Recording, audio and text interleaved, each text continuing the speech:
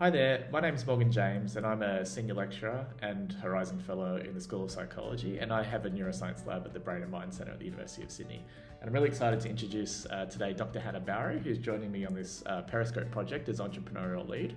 And together we're developing the next generation of GLP-1 agonists. We found a way to make them more effective, and specifically we've tailored them to be effective for a population that until now has been largely overlooked, and that's persons with binge eating disorder.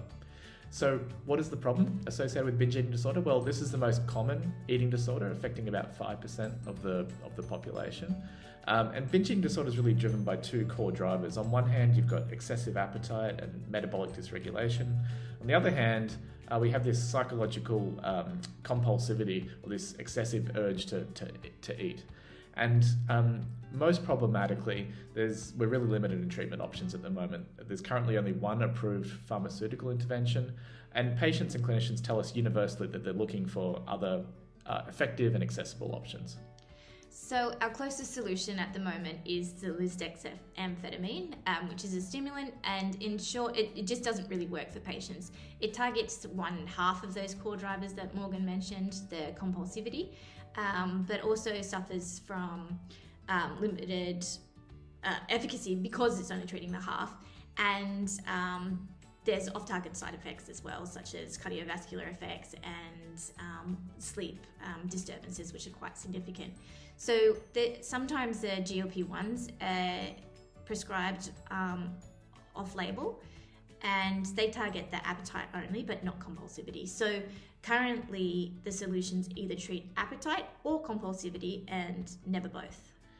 Yeah, so our difference is we think we've come up with quite an elegant solution to this problem, and that is we've taken those GLP-1 agonists and modified those molecules in a way that integrates a second entity or targets a second system in the brain. And in this way, we can target both the appetite and metabolic dysregulation, as well as the compulsivity angle of binge eating disorder. And it's important to point out that this isn't simply a reformulation or a co-formulation approach. We've modified this molecule in a way that makes it a new chemical entity, making it a novel composition of matter in terms of IP, and this really represents the first single molecular entity which has a dual mechanism therapy for binge eating disorder.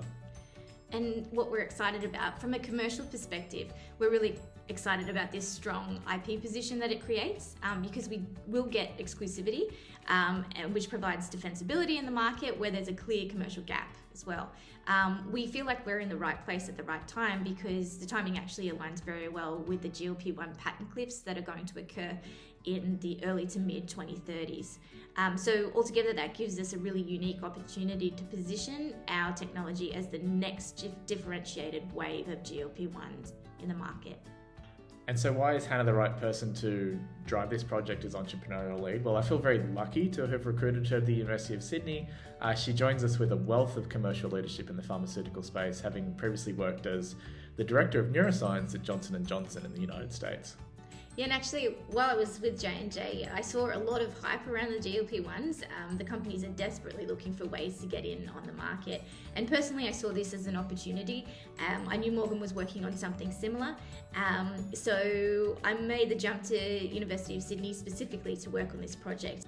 And accordingly, I'm really excited to potentially join the PERIscope program. So yes, I agree to the program guidelines and learning commitment, and the 100% residency within the Sydney Knowledge Hub.